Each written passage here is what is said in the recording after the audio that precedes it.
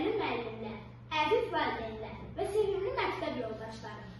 Bugün Gələcəyin İşığı FM-in radyosunun efirində söz yalnız məlumat ötürmək üçün deyil, tarixi yaddaşı diri saxlamaq, milli məsuliyyəti gücləndirmək və gələcəyə doğru inamla addımlamaq üçündür.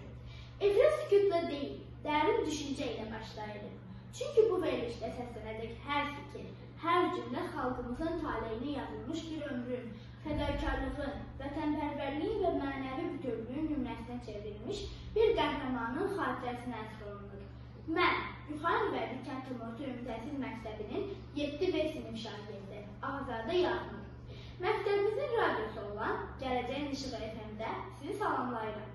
Və bugünkü proqramımızı Azərbaycanın milli qəhrəmanı Bəylər Ağayevin həyat və döyüş yolunu itibar edirəm. 3 fevral 1969-cu il Azərbaycan tarixində sadəcə bir təmin günü deyil. Bu tarix gələcəkdə xalqının taleyini işıq salacaq bir insanın, Bəylər Ağayevin dünyaya gəldiyi gündür. Onun həyatı müstəqil dövlət quruculuğunun ən mürəkkəb və ən ağır mərhələlərindən təsadüf etmiş, şəxsi arzulara milli mənafələrin toqquşduğu bir dövrdə formalaşmışdır. Məhz bu səbəbdən Bəylər Ağayevin ömür yolu fərdi taleydən çıxaraq ümumili mənəvi dəyərə çevrilmişdir. Bəylər Ağayev gənclik çağlarında elmə, təhsilə böyük maraq göstərmiş. 1990-cı ildə Azərbaycan Dövlət İnşaat Mühəndisləri İnstitutuna daxil olmuşdur. Bu fakt təsadüfi deyildir. Çünki həmin dövrdə ali təhsil gənclər üçün yalnız peşə seçimi deyil, eyni zamanda ölkənin gələcək inkişafında iştirak etmək üçün intellektual məsuliyyət demək idi. İnşaat mühəndisliyi isə məhz quruculuq, inkişaf və sabitlik rəmzi kimi dəyərləndirilirdi. Lakin tarix bəzən insanları fərqli seçimlər qarşısında qoyur. Bəylər Ağayev də elə bir tarixi seçimdə üzvə qalmışdı. 1992-ci il Azərbaycan üçün dövlət müstəqilliyinin ən həssas, ən ağırlı və eyni zamanda ən taleyüklü mərhələsi idi. Torpaqlarımızın müdafiəsi, milli suverenliyin qorunması artıq təkcə siyasi və diplomatik müstəvidə deyil, birbaşa hərbi meydanlarda hal olunurdu. Statistik göstəricilərə nəzər salsaq, görərik ki, həmin illərdə minlərcə gənc könüllü olaraq milli ordu sıralarına yazılmış, ali təhsilini, şəxsi planlarını və rahat həyat perspektivini arxa plana keçirmişdir. Bu cəmiyyətin kollektiv şuurunda baş verən dərin dəyişikliklərin bariz nümunəsi idi. Bəylər Ağayev də 1992-ci ildə təhsilini yarımçıq qoyaraq könüllü şəkildə milli ordu sıralarına qatılmışdır. Bu addım emosional impulsun deyil, şuurlu və dərin düşünülmüş vətəndaş mövqeyinin nəticəsi idi. O vətənin müdafiəsini fərdi karyeradan şəxsi gələcək planlarından üstün tutmuş, milli borc anlayışının həyatın ən əsas prinsipinə çevrilmişdir. Burada diqqət yetirilməli məqam ondan ibarətdir ki, könüllülük anlayışı həmin dövrdə sadəcə hüquqi termin deyil, mənəvi məsuliyyət kateqoriyası idi. 1992-ci il avqustun 6-sında baş verən hadisələr Bəylər Ağayevin adını Azərbaycan tarixində əbədi həkk edən dönüş nöqtəsinə çevrildi. O döyüş yoldaşları ilə birlikdə mühasirəyə düşür, hərbi baxımdan bu vəziyyət son dərəcə ağır və riskli idi. Lakin belə anlarda insanın daxili dünyası, mənəvi dayaqlığı və liderlik keyfiyyətləri üzə çıxır. Məhz bu anda Bəylər Ağayev silahdaşlarına üst tutaraq belə bir cümlə səsləndirir. Biz vətən uğrunda ölümə gedirik. Ola bilsin ki, bu döyüş son döyüşümüz olsun. Bu sözlər sadəcə emosional çağırış deyil. Bu tarixi, məsuliyyətin milli şuurun və ideoloji möhkəmliyin ifadəsidir. Psixoloji aspektdən yanaşaraq, bu cümlə döyüş şəraitində kollektiv ruhun formalaşmasına, qorxu faktorunun arxa plana keçirilməsinə və məqsədin aydın şəkildə dərk edilməsinə xidmət edən güclü motivasiya vasitəsidir.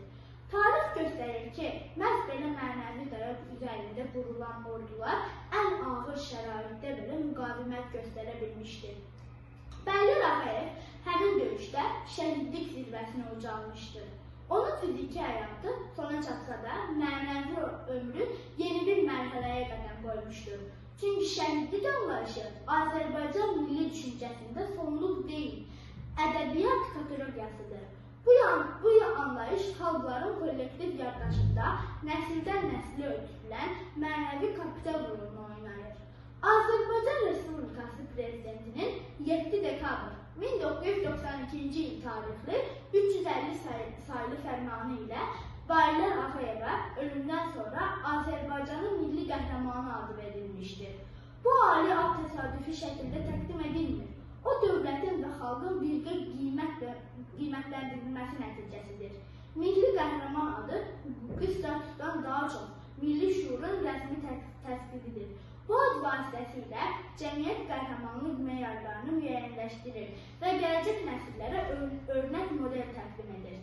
Elmi və tarixi yanaşma göstərir ki, qəhrəmanlıq fenomeni yalnız fərdi cəsarətlə məhdudlaşmır. O, sosial mühit, tarixi şərait və milli ideologiya ilə sıx bağlıdır. Baylar Ağayevin timsalında biz bu amillərin harmonik vəhdətini müşahidə edirik. Onun həyatı sübut edir ki, vətəndaş mövqeyi, təhsil, peşə və sosial statusdan asılı olmayaraq hər kəs üçün eyni dərəcədə məsuliyyətlidir. Bugün müstəqil Azərbaycanın gəncləri daha fərqli şəraitdə yaşayır. Dövlətimiz sabit inkişaf mərhələsindədir. Təhsil və elm prioritet sahələr kimi müəyyənləşdirilib. Gənclər üçün geniş imkanlar yaradılıb. Lakin bu imkanların mövcudluğu bizi tarixi yaddaşdan uzaqlaşdırmamalıdır. Əksinə, bu rahatlıq və imkanları məhz Baylar Ağayev kimi insanların fədakarlığı hesabına formalaşmışdır. Statistik məlumatları göstərir ki, müstəqil illərdə dövlətin gənclər siyasətinə ayrıldığı resurslar dəfələrlə artımlaşmışdır. Bu, birbaşa olaraq təhlükəsizliyin təmin edilməsi və ərazi bütövlüyü uğrunda aparılan mübarizənin nəticəsidir. Hörmətli dinləyicilər, Baylar Ağayevin həyat yolu bizə bir həqiqəti aydın şəkildə göstərir. Vətənpərvərlik yalnız döyüş meydanında göstərilən şücaət deyil. O, eyni zamanda dürüstlük, məsuliyyət, ictimai fəallıq və milli dəyərlərə sədaqətdir. Bugün hər bir şagirdin dərsə məsuliyyətlə yanaşması, hər bir müəllimin bilik və tərbiyəvi vicdanla ötürməsi, hər bir vətəndaşın qanunlara hörmətlə yanaşması da vətənin xidmətin formalaşmasıdır. Mən, Ağayeva Yaxınur olaraq bu verilişi apararkən bir şagird kimi dərk edirəm ki, bizim əsas vəzifəmiz qəhrəmanlarımızı yalnız xatırlatmaq deyil, onların ideyalarını yaşatmaqdır. Baylar Ağayevin yarımçıq qalan təhsili bugün bizim tamamlamalı olduğumuz bir mənəvi tapşırıqdır. Onun qoruduğu torpaq üzərində qurulan məktəblər, universitetlər və elmi mərkəzlər bu fədakarlığın davamıdır. Verilişimizin bu hissəsində bir məqam xüsusi vurğulamaq istəyirəm. Tarix yalnız keçmiş hadisələrin xronikası deyil, tarix həm də gələcək üçün davranış modelidir. Baylar Ağayevin həyatı bizə göstərir ki, çətin anda doğru seçim etmək insanı tarixə çevirir.